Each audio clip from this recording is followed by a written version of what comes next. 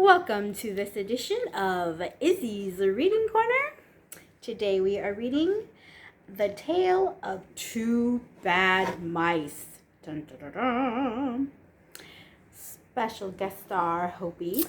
Hola. You sit way off into the scoochie over. Okay. Two Bad Mice, retold by Sarah Toast, book illustrated by Dorothy Hrabak and Pat Schoonover. Really, I can't even read. Cover illustrated by Anita Nelson. Here we go. Once upon a time, there was a beautiful dollhouse. It was red brick with white framed windows. It had real curtains and a moving front door and a chimney. Ooh, I'd love to have a dollhouse like that. It's awesome. The dollhouse belonged to two dolls named Lucinda and Jane. They never did any cooking because they bought ready-made dinners. Sounds like my house. Just kidding. There were two red lobsters and a ham, a fish, some pears and oranges, and a dessert. The food would not come off the plates, but it was very beautiful. I'm gonna buy food and it not come off the plate. I guess that means you're not eating it, but they are dolls, so I guess it's not a Toy Story house.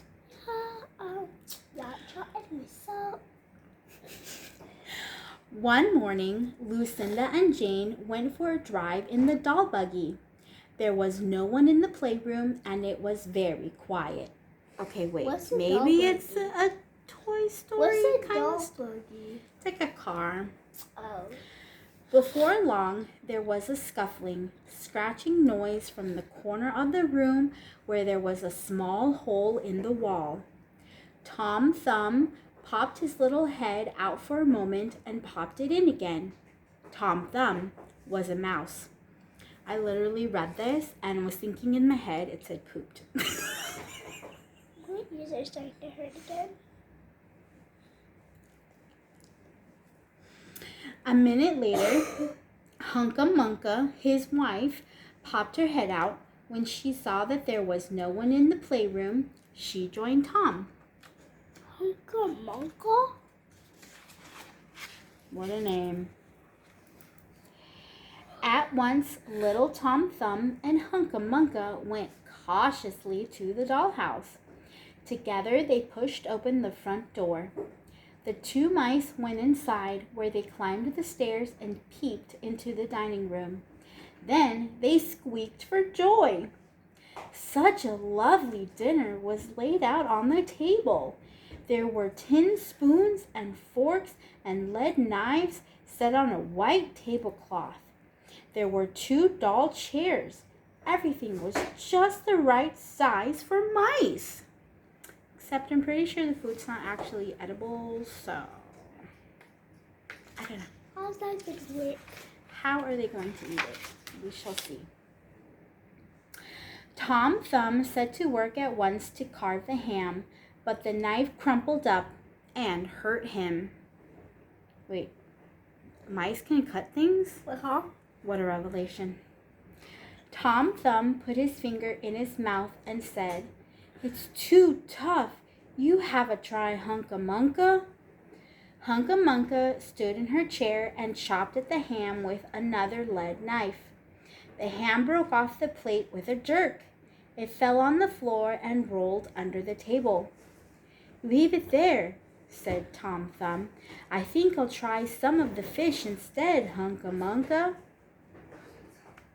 Is the fish too big? I'm pretty sure the fish is also going to be problematic. Hunka Munka tried every tin spoon, but not one could pry the fish from the plate. Then Tom Thumb lost his temper. He put the ham in the middle of the floor and hit it with the coal shovel. Bang, bang, smash, smash. Whoa, he hoke.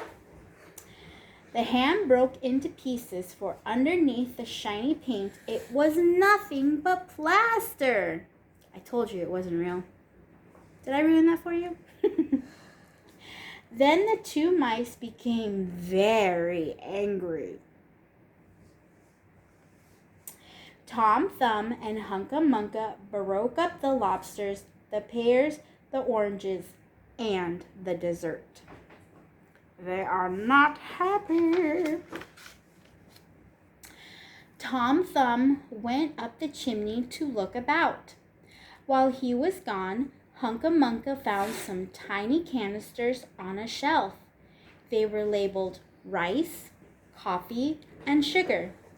But when she turned them upside down, only red and blue beads spilled out. Then those mice set to work to do all the mischief they could think of. Tom Thumb threw Jane's clothes out the window. Hunca Munca pulled half the feathers out of Lucinda's pillow. But then she remembered that she needed a new feather bed. She's just gonna go and steal stuff? That's very rude. With the help of Tom Thumb, Hunca Munca carried the pillow down the stairs and across the rug. It was difficult to squeeze the pillow into the mouse hole, but they managed it. Then Hunca Munca went back to get a chair, a bookcase, a birdcage, and several odds and ends. The bookcase and birdcage wouldn't go through the little mouse hole, so Hunca Munca left them outside. Then she went to fetch a cradle from the dollhouse. It fit through the mouse hole perfectly. What, she got little mice babies she's going to put in that cradle? Just as Hunca Munca was coming back from the dollhouse with another chair, some voices were heard outside the playroom door. Uh-oh. The mice rushed back to their hole. They looked out to see that two dolls were crossing the playroom floor and were going into the dollhouse. Okay, so wait. Are these dolls alive or not? I'm so confused right now. When the dolls went upstairs, what a sight met their eyes.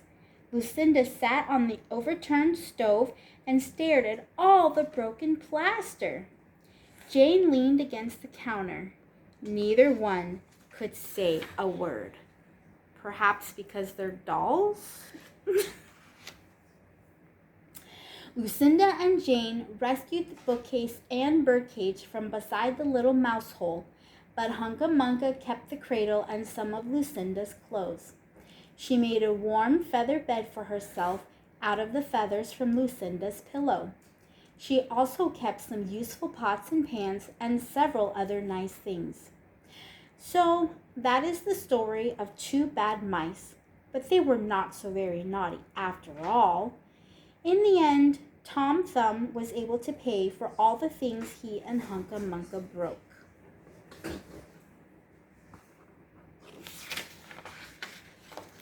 You see, Tom Thumb found some money under the rug.